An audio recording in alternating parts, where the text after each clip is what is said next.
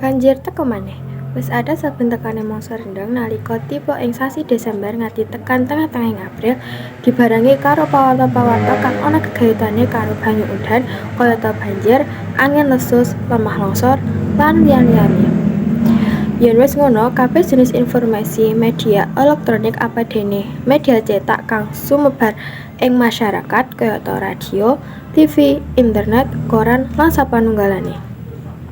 Durung suwe, ing wiwitaning sasi Januari kapungkur, banjir bandhang wis dumadi ing tlatah Jember, Jawa Timur, lan Wonosobo.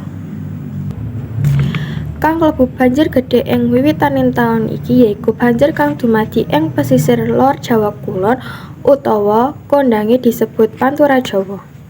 Banjir kang dumadi ing tlatah iki meh rata saka tlatah kulon kang klebu daerah Jawa Barat nganti tekan pesisir wétan kang klebu daerah Jawa Barat lan Jawa Timur. Semono uga daerah pesisir Jawa Tengah kalebu Semarang, Magetan lan Mangulon ora keri. Melu kebanjiran malah miturut kabar saka media TV lan surat kabar ana tlatah kang kelebahan nganti suwene seminggu luwih. Amarga ora asat-asat lan udan tetep grecik.